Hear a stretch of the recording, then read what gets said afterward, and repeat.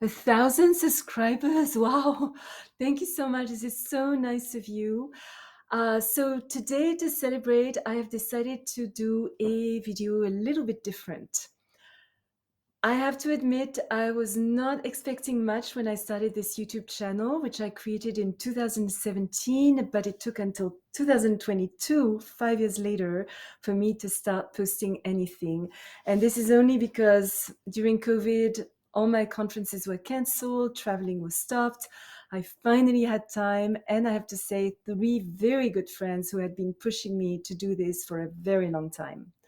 Truth be told, I hate seeing myself on camera, and talking to myself is not exactly my favorite hobby, but I am glad that my passion for astrology, shamanism, and traveling is shared by so many of you, and that what I talk about is trustfully helping you. I don't always talk about myself, but today I would like to share something a little more personal.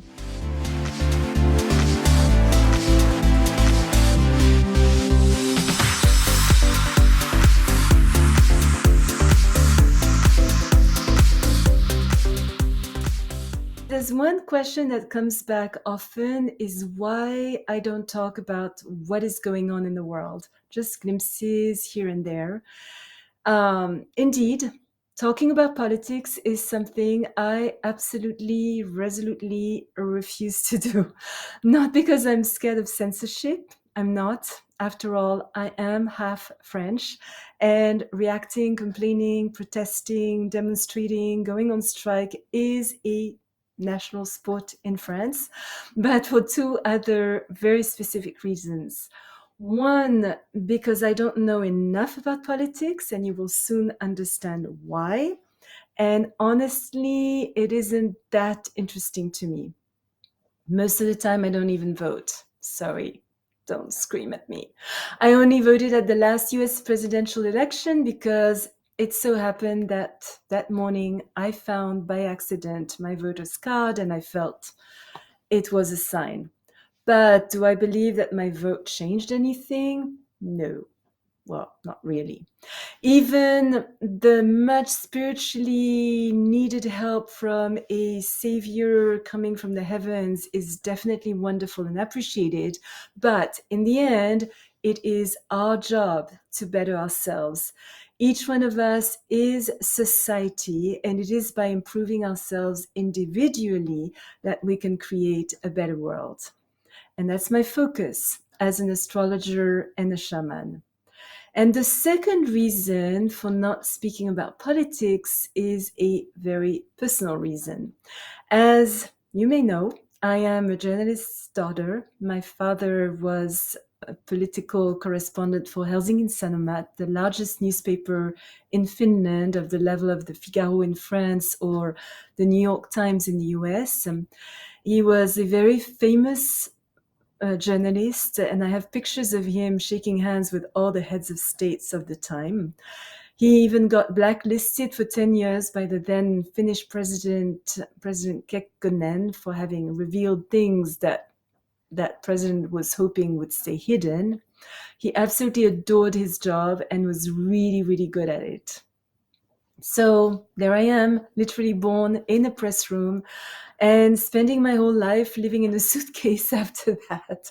We moved every 3 years, changing countries, languages, schools, as dictated by what was going on politically in the world. I had never known anything else but this nomadic life. World affairs were constantly happening in our own living room. Our household literally lived to the beat of world events.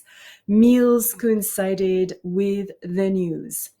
One of my childhood memories is my mother, my father, my sister, and I eating in silence, seated next to each other in a row, all facing our television set that was literally pouring wars, revolutions, changes of governments, military coups, scandals, and all the dramas in between in our own home. And it wasn't just the news on television, it was also the news flashes on the radio that was blasting most of the day in four languages. the 20 newspapers in 6 languages my father was receiving every day that forced him to custom make a huge mailbox to contain them all. After the death of my entire family, which left me with the task of emptying our family house, I had to throw away some 10 tons of newspapers and paper clippings. I don't know if you realize, but that's a lot. So things that were on the news were very real and personal to us. May 68 in Paris, when the students took to the streets and were throwing cobblestones at the police, I remember my father coming home all bloody but happy because he had gotten a good interview. When President Pompidou died in France, my father, who was as usual somewhere else in the world, grabbed the first flight back to France he could find. And in front of our house, he realized he didn't have his keys. My mother, who was attending a fair in Paris, I think it was a Salon des Inventions, was unreachable. At the time, we didn't have cell phones. So he climbed over the high iron gate, broke a window, grabbed all the paper clippings he had been collecting in that eventuality, and head out to the press room. The Watergate scandal made us move to Washington, D.C., where I completed my studies at the French Lycée and then continued at Georgetown University. Election days, we would run back and forth from our house to the voting center, each of us assigned a radio channel, frantically taking notes, while my father was furiously writing his article on his typewriter with 2 fingers. I don't know why, but he never learned to type properly. I had a lot of discussions with my father about the objectivity of the press, which he adamantly defended, whereas I was absolutely convinced it didn't exist. How could anyone report facts without coloring them with some of their own thoughts and beliefs? I vowed that when I would become independent and had my own apartment, that I would never ever own a TV set, and I never have. On my 21st birthday, when I started my own life, I decided that from now on, things were on my terms, and that meant no TV, no magazine, no newspaper. I was finally free from the news. My father was rather mad for a while, telling me that I had no idea what was going on, that I lived in a bubble. I was fine with that. I loved my bubble. It was peaceful, it made me feel good about life, and I argued that the important things I ended up hearing about anyway. Everybody did. And for my sanity's sake, that was all I wanted.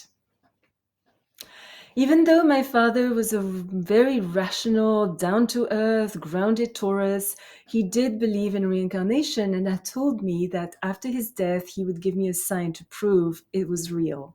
He did more than give me a sign. We ended up having long conversations after his death. And he continued being a journalist on the other side, but that story is maybe for another time.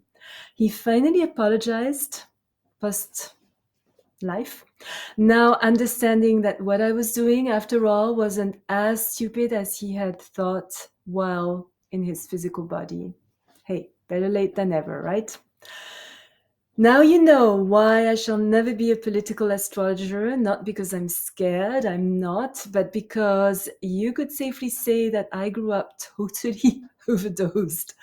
My lasting focus is on the growth of our soul, on reaching enlightenment, which I think is much more important than staying well informed of external affairs, which, by the way, we are not even sure these days are a true representation of what is really going on. My life is full of fun, unusual stories. If you want to hear more, please let me know. Remember, as always, choose your battles, walk in beauty. Thank you for watching. Thank you for all your support that I really, really appreciate. Until next time.